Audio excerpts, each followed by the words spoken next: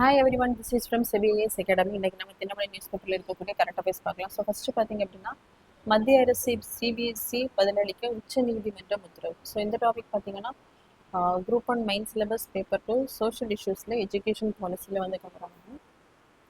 So நமக்கு வந்து முதலாக நேஷ்னல் எஜுகேஷன் பாலிசி 1968ஆம் ஆண்டு வந்து கொண்டு வந்திருப்பாங்க. அதுக்கப்புறம் பார்த்தீங்க அப்படின்னா, கொத்தாரி கமிஷன் அடிப்படையில் தான் நேஷனல் அடுத்ததான் பார்த்தீங்க அப்படின்னா 1986ஆம் ஆண்டு. நெக்ஸ்ட் பார்த்தீங்க அப்படின்னா 2020ஆம் ஆண்டு கஸ்தூரி ரங்கன் கமிட்டி அடிப்படையில் தான்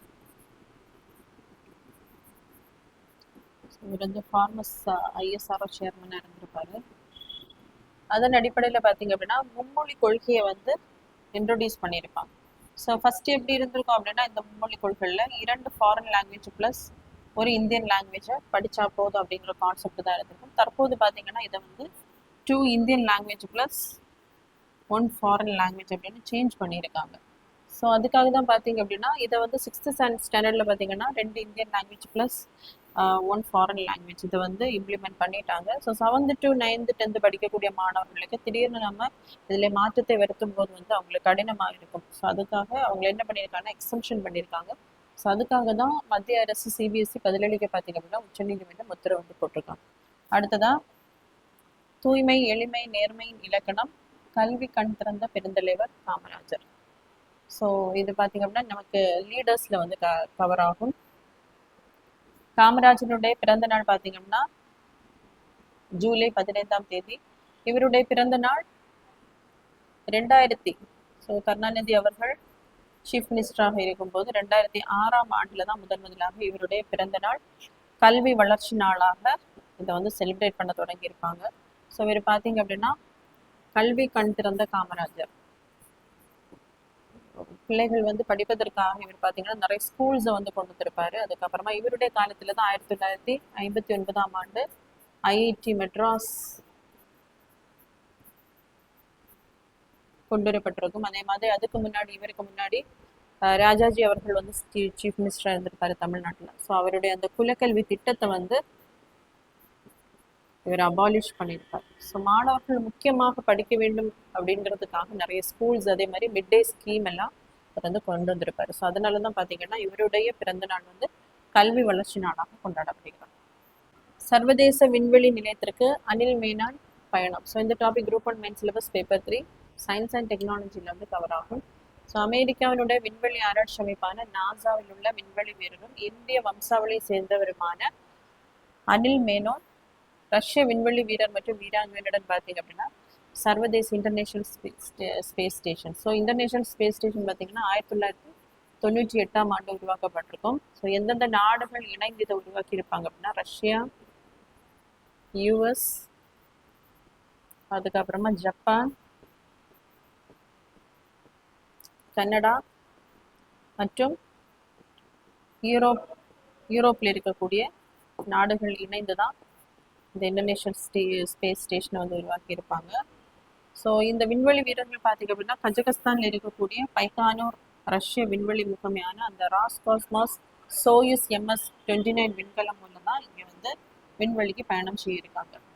ஸோ இதில் பார்த்தீங்கன்னா இவருடன் இணைந்து ரஷ்ய விண்வெளி வீரர் பியோட்டர் டுப்ரோவ் அதே மாதிரி விண்வெளி வீராங்கனை ஆனா கிகினா வந்து பயணம் செய்யிருக்கிறாங்க. ஸோ இவங்க பார்த்தீங்கன்னா 8 மாதங்கள் அந்த ஸ்பேஸ் ஸ்டேஷனில் தங்கி இருந்து உயிர்களுக்கு பயனளிக்கும் அறிவியல் ஆராய்ச்சியில் வந்து ஈடுபட போகிறாங்க.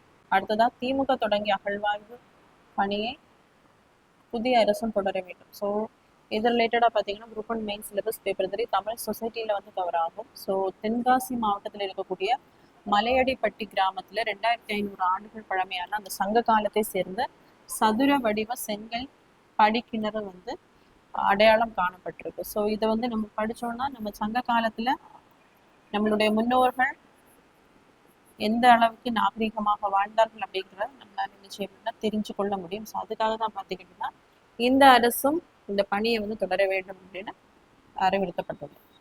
தாய்மாமன் தங்க மோதிரம் திட்டம் ஒப்பந்த புள்ளி வெளியீடு. ஸோ இது வந்து தமிழ்நாடு கவர்மெண்ட் ஸ்கீம்ஸில் வந்து கவர் ஆகும். ஜூன் 22ஆம் தேதியிலிருந்து பிறந்த குழந்தைகளுக்கு அரசு மருத்துவமனையில் பிறக்கக்கூடிய குழந்தைகளுக்கு பார்த்தீங்க அப்படின்னா முதலமைச்சர் அவர்கள் தாய்மாமன் தங்க மோதிரம் திட்டத்தை வந்து அறிவிச்சிருப்பாரு. இதுக்காக பார்த்தீங்க அப்படின்னா ரூபாய் 755 கோடி வந்து ஒதுக்கி இருக்காங்க. முதலாக பார்த்தீங்கன்னா 4,41,667 குழந்தைகளுக்கு இது வழங்கப்படுகிறது. இதுல அரசு மருத்துவமனைகளில் பிறக்கக்கூடிய அந்த குழந்தைகளுக்கு 1 கிராம் தங்க மோதிரம் வழங்கப்படும். ஸோ என்னைக்குன்னு பார்த்தீங்கன்னா அண்ணாவுடைய பிறந்த நாளும் செப்டம்பர் 15ஆம் தேதி தான் இந்த திட்டம் வந்து தொடங்கி வைக்கப்படுகிறது. ஸோ இதை வந்து செயல்படுத்தக்கூடிய அமைப்பு பார்த்தீங்கன்னா தமிழ்நாடு மருத்துவ சேவைகள் சங்கம். ஸோ நெக்ஸ்ட் பார்த்தீங்க அப்படின்னா ஐநா பாதுகாப்பு கவுன்சில் நிரந்தரம் இல்லாத உறுப்பு நாடு இந்தியா தஜிகிஸ்தான் போட்டி. ஸோ இந்த டாபிக் பார்த்தீங்க அப்படின்னா group 1 main syllabus paper 3 India and வேர்ல்டில் வந்து கவர் ஆகும். ஸோ நமக்கு வந்து யுனைடெட் நேஷன் ஆர்கனைசேஷன் 1945ஆம் ஆண்டு வந்து தொடங்கப்பட்டிருக்கும். ஸோ இதில் இருக்கக்கூடிய 6 பிரின்சிபல் ஆர்கன்ஸ் பார்த்தீங்க அப்படின்னா யுனைடெட் நேஷன் ஜெனரல் அசம்பிளி, அடுத்ததாக United Nation Security Council, Economy and Social Council, அடுத்ததாக International Court of Justice, next பார்த்தீங்க அப்படின்னா ட்ரஸ்டிஷிப் கவுன்சில். ஸோ ஆறாவது பார்த்தீங்கன்னா செக்ரட்டரியேட்.